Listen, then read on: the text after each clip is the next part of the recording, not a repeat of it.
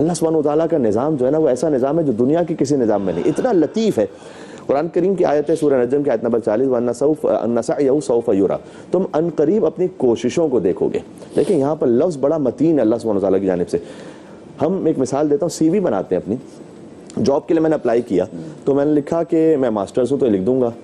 اگر ماسٹرز نہیں ہوں میں کسی فیلڈ میں تو میں یہ نہیں لکھ سکتا کہ جناب میں نے کوشش بہت کی تھی لیکن میری لائٹ چلی گئی تھی، میری بہن کا انتقال ہو گیا تھا، تو میرے سے نہیں ہو سکا، میں معافی چاہتا ہوں، یہ آپ سی وی میں نہیں لکھ سکتے۔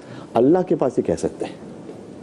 اللہ کا نظام یہ ہے کہ وہ نتیجے کو نہیں دیکھتا، وہ کوشش کو دیکھتا ہے۔ سبحان اللہ۔ وَأَنَّ سَعْيَهُ سَوْفَ يُرَىٰ، اللہ نے کہا تم اپنے عمل کو نہیں دیکھو گے، تم اپنی کوشش کو دیکھو گے۔ سبحان اللہ۔ فرض کیجئے کہ اب روزے کے علاوہ کی بات ہو رہی ہے، مثلا میں پیاسا تھا، میں نے کہا مجھے پانی دیجیے گا، تو آپ مجھے پانی دینے لگے اس سے پہلے کہ کوئی اور آ گیا تو میں نے پانی پی لیا، یہ جو آپ لے کر آئے تھے ثواب مل گیا، ہو گیا، چاہے آپ نے وہ پانی نہ دیا لیکن آپ نے کوشش کر لی۔ اللہ سعیہ سوف یرا، آپ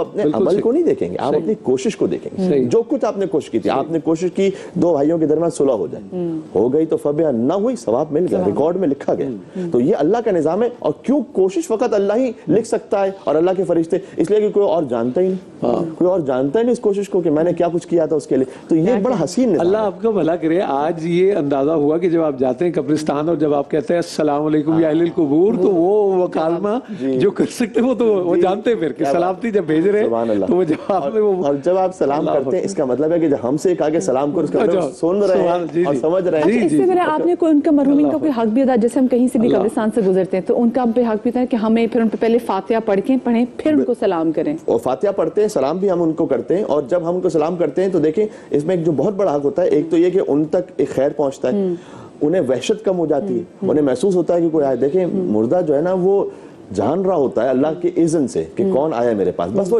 جواب دینے کی صلاحیت نہیں رکھتا اس وقت، بس فقط یہ بات ہے۔ تو یہ وہ کیفیت ہوتی ہے، اور خاص طور پر کوشش کریں کہ ایک تو اپنے ساتھ ان کوششوں کو لے کے جائیں، میں عمل نہیں کہوں گا، کوششوں کو لے کے جائیں، کوشش تو کر کے جائیں کم سے کم۔ اس کے بعد اپنی کم سے کم کچھ اولادوں میں ایسا چھوڑ کے جائیں کہ وہ فقط دنیا داری میں نہ لگی رہے، بلکہ حضرت عیسیٰ علیہ السلام کا واقعہ، ایک جگہ سے گزر رہے تھے، قبرستان تھا، کہ جلدی جلدی گزرو یہاں سے عذاب ہو رہا ہے، تو ان کے جو حواری تھے جلدی گزر گئے، پھر چند دنوں بعد دوبارہ اسی راستے سے گزرے کہ یہاں ٹھہر جاؤ، اسی قبر پہ ٹھہر جاؤ، تو کہا یا نبی اللہ آپ تو کچھ دنوں پہلے جلدی گزار رہے تھے، کہا اب اس پر بڑا اجر و ثواب نازل ہو رہا ہے۔ اللہ اکبر۔ کیوں نبی خدا؟ کہ اس لیے کہ اس کے بیٹے نے پڑھی بسم اللہ الرحمن الرحیم۔ تو اللہ سبحانہ وتعالیٰ نے فرمایا ہے، اللہ سبحانہ وتعالیٰ نے جو روایت کا مفہوم ہے، اللہ نے کہا کہ جب اس کے بیٹے نے مجھے رحمان الرحیم کہہ کے یاد کیا تو اس کے باپ پہ عذاب کروں گا؟